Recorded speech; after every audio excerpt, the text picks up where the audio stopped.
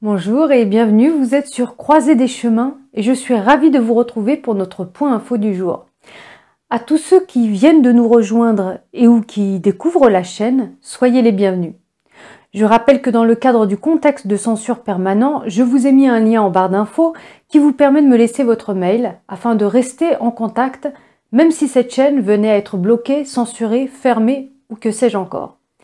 Pensez à activer la petite cloche de notification pour ne rater aucune de mes vidéos. Passons à présent à l'information. Quelques précisions sur la situation météorologique avant de commencer. L'État du Texas a connu une diminution des intempéries, mais de nombreux Texans se sont réveillés ce matin avec un choc d'un autre genre, des factures d'électricité astronomiques. Les Texans font face à des factures de services publics qui montent en flèche. Le gouverneur du Texas, Greg Abbott, a demandé une réunion d'urgence avec les législateurs samedi. Il a annoncé un gel temporaire des factures d'électricité dimanche et il a déclaré qu'ils utiliseront ce temps pour trouver un moyen de protéger les clients des services publics. Cela fait suite à des informations selon lesquelles de nombreux Texans ont dû payer des milliers de dollars pour l'électricité pendant les températures glaciales. Un homme, par exemple, a déclaré à Dallas News qu'il avait été facturé plus de 5 000 $ pour une période de 5 jours seulement. Le sénateur Cruz a écrit « Aucune compagnie d'électricité ne devrait avoir de bénéfices à cause d'une catastrophe naturelle et les Texans ne devraient pas se laisser marteler par des augmentations de tarifs ridicules pour la débâcle énergétique de la semaine dernière ». Le maire de San Antonio, Ron Nirenberg, est d'accord, il a dit, je cite, qu'il serait inadmissible que les factures augmentent et que les habitants de cet État qui souffrent et gèlent dans leur maison depuis une semaine sans que ce soit leur faute se retrouvent en plus à payer des factures sur le dos. Il ajoute qu'il s'agit d'un échec de la gestion des énergies de l'État et qu'il devrait être tenu pour responsable. Ce qui est inhabituel, c'est que le Texas a un marché de l'énergie déréglementé qui laisse les consommateurs choisir entre une multitude de fournisseurs d'électricité concurrents. Certains fournisseurs texans vendent l'énergie à des prix qui augmentent en fonction de la demande qui a grimpé en flèche la semaine dernière. Un autre défi a été la pénurie d'eau et de nourriture. Du coup, les politiciens des deux côtés se sont impliqués pour aider. Le progressiste Alexandria Ocasio-Cortez a tweeté « Nous venons d'atteindre les 5 millions de dollars récoltés pour les Texans ». Julian Castro dit qu'ils ont récolté 400 000 $. Beto O'Rourke dit qu'ils vont de nouveau faire du porte-à-porte lundi pour aider les gens avec de la nourriture et de l'eau. Et Ted Cruz a livré de l'eau après son retour de Cancun. Toutes les centrales électriques ont été remises en service ce week-end et l'électricité a été rétablie dans la plupart des foyers. Mais l'inquiétude subsiste quant à l'approvisionnement en eau, des millions de Texans se voyant conseiller de faire bouillir l'eau avant de l'utiliser. Les autorités de Houston ont déclaré que l'eau de la ville était sûre et qu'elle pouvait être utilisée sans la faire bouillir à partir de dimanche. De son côté, le procureur général du Texas, Ken Paxton, a émis des demandes d'enquête civile auprès des compagnies d'électricité concernant les pannes, leurs plans d'urgence et leur tarification, affirmant que les compagnies ont grossièrement mal géré l'urgence météorologique. Le gouverneur Greg Abbott a déclaré que la garde nationale du Texas et des militaires de plusieurs États aidaient à livrer et à distribuer des bouteilles d'eau aux Texans dans le besoin. De son côté, la Maison-Blanche a déclaré que le président Biden se rendrait au Texas dans un avenir proche, peut-être dès cette semaine. Passons à présent aux déclarations d'impôts de M. Trump, qui sont à nouveau sous le feu de la rampe. La Cour suprême des États-Unis a refusé ce lundi d'intervenir en faveur de Trump pour annuler la décision d'un juge fédéral qui avait ordonné la remise des archives comptables de Trump à un procureur new-yorkais.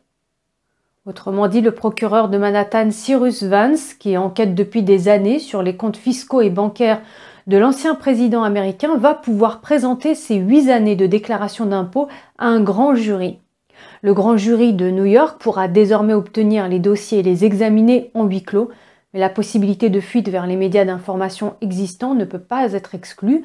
La Cour a rendu lundi une décision en une seule phrase en disant « La demande de sursis présentée au juge Breyer et renvoyée à la Cour est rejetée. Les juges n'ont pas fourni d'autres explications. » De son côté, le cabinet comptable de Trump, Mazars USA, a déclaré qu'il ne contesterait pas l'assignation et qu'il se conformerait aux obligations légales. Le bureau du procureur de Manhattan n'a pas dit publiquement ce sur quoi ils enquêtent, mais certains détails sont apparus dans les dossiers du tribunal qui suggèrent que les procureurs cherchent des preuves d'une possible falsification de dossiers ainsi que de fraude à l'assurance et de fraude fiscale. Ils cherchent à obtenir 10 ans de déclaration d'impôts, cela fait partie d'une enquête sur une fraude fiscale de l'État par Trump. L'organisation Trump a décrit cette enquête comme étant motivée pour des raisons politiques. Les impôts de Trump ont été mis en lumière l'année dernière lorsqu'un rapport du New York Times a affirmé que Trump avait payé 750 $ d'impôts fédéraux sur le revenu en 2016 et 2017 après avoir signalé pendant des années de lourdes pertes de ses entreprises commerciales. Les données sur les déclarations d'impôts que le New York Times a obtenues s'étendaient sur plusieurs décennies, mais n'incluaient pas les déclarations personnelles du président pour 2018 et 2019. Trump avait répondu à l'époque dans une conférence de presse que ce sont des informations bidons et totalement inventées, qu'il payait des millions de dollars en impôts, mais qu'il avait le droit à des amortissements et des crédits d'impôt. Il avait également déclaré aux journalistes de la Maison-Blanche qu'il serait fier de montrer ses impôts, mais qu'il ne pouvait pas le faire car il était en cours d'audit par l'IRS, l'Internal Revenue Service, qui est l'agence gouvernementale américaine chargée de la collecte des impôts et de l'application des lois fiscales. Comme M. Trump n'est plus en fonction, il ne bénéficie plus de l'immunité. Il a réagi lundi dans un communiqué en disant, je cite, « Cette enquête n'est que la poursuite de la plus grande chasse aux sorcières de l'histoire de notre pays », accusant les procureurs démocrates new-yorkais d'utiliser le droit comme une arme de persécution politique. La Cour suprême n'aurait jamais dû laisser passer cela, dit-il, mais ils l'ont fait. Je continuerai à me battre, comme je l'ai fait depuis 5 ans, même avant d'être élu, en dépit de tous les crimes électoraux perpétrés contre moi, et nous gagnerons. » Fin de citation. Une trêve temporaire maintient ouvertes les patinoires de New York appartenant à Trump. Le maire de la ville est finalement revenu sur sa décision. La patinoire populaire restera ouverte pour le reste de la ville. Ceci après qu'Eric Trump ait critiqué la décision du maire de les fermer plus tôt. En effet, Eric Trump a déclaré au New York Post, je cite, « De Blasio ferme maintenant la saison de patinage. Alors que New York meurt, c'est horriblement triste et il ne s'agit pas de nous, mais des gens de la ville qui viennent ici pour patiner. » Fin de citation. Le bureau du maire Bill de Blasio a fait marche arrière, déclarant que les patinoires populaires resteraient ouvertes jusqu'à la fin de la saison. Selon lui, il a dit, je cite, « Les enfants de New York méritent d'avoir tout le temps qu'ils peuvent passer sur la glace cette année. Les patinoires resteront désormais ouvertes jusqu'en avril. » Suite à cette décision, Eric Trump a répondu en tweetant, je cite, « Vous venez de rendre d'innombrables familles new-yorkaises ainsi que nos 250 employés incroyablement heureuses. C'est un moment lumineux pour New York. » Fin de citation. M. Trump avait reconstruit l'une des patinoires après l'échec des efforts de rénovation de la ville, la faisant revivre en 1996. De Blasio veut cependant couper les liens avec la ville et les Trump, tout en annonçant que les patinoires resteront ouvertes. De Blasio a également déclaré « Ne vous y trompez pas, nous ne ferons plus affaire avec l'organisation des trompettes à l'avenir ». Selon CBS News, l'organisation a fait appel de la décision de la ville. Si de Blasio obtient gain de cause, l'organisation Trump cessera également d'exploiter un carrousel à Central Park et un terrain de golf dans le Bronx. Passons à présent à la première apparition publique de Trump. Il doit faire sa première apparition publique à la conférence d'action politique des conservateurs de cette année, ou CPAC. L'ancien conseiller principal de M. Trump donne des indications sur certains des sujets qui pourraient être abordés. Selon Stephen Miller, conseiller ponctuel de M. Trump, ce dernier s'attachera en partie à tenir tête au régime chinois, à relancer l'industrie manufacturière américaine et à sécuriser la frontière. S'adressant à Maria Bartiromo, animatrice de Fox, M. Miller a déclaré que M. Trump décrira un projet où les écoles sont ouvertes et les frontières fermées à l'immigration clandestine. M. Miller compare la vision de Trump à la nouvelle loi de l'immigration de Biden.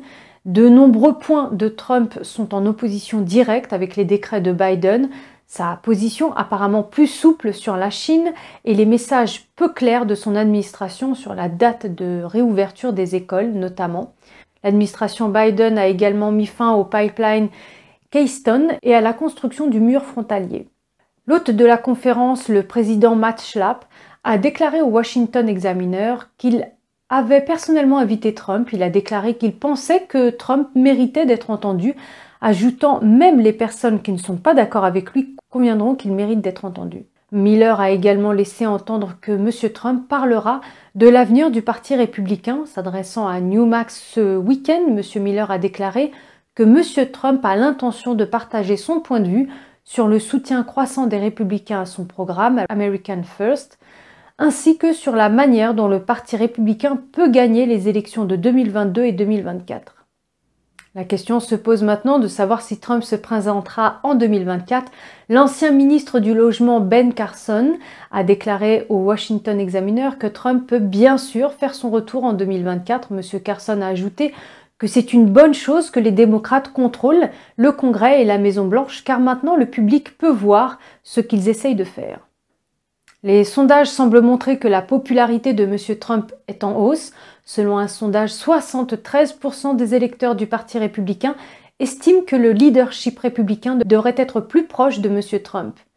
L'ancien président du Parti républicain Newt Gingrich déclare que Trump est pratiquement intouchable au sein du Parti républicain et que personne ne peut le combattre. Ce qui est frappant, dit-il, c'est que le président Trump a toujours une telle influence au sein du parti que personne ne peut le combattre. Ajoutant, vous pouvez vous plaindre de lui, vous pouvez le critiquer. Il ajoute que McConnell n'a pas une base assez importante pour combattre Trump dans l'arène politique. Gingrich semble faire référence aux déclarations de Trump et de McConnell. En effet, Trump avait publié une déclaration cinglante sur McConnell la semaine dernière. Critiquant son leadership, Trump a déclaré que le Parti républicain ne gagnera pas à nouveau si McConnell est au pouvoir. Il est prévu que Trump prenne la parole le dernier jour de la conférence d'action politique des conservateurs à Orlando, en Floride, le 28 février. Si Trump a effectivement bien confirmé qu'il parlerait, l'ancien vice-président ne le fera pas. Le directeur de la communication de la conférence a confirmé que l'ancien vice-président Mike Pence a été invité à parler, mais qu'il a refusé de prendre la parole. Voilà, Croisée des chemins, c'est fini pour aujourd'hui. Merci d'avoir été à l'écoute. Prenez soin de vous. Et pour ma part, je vous dis à demain.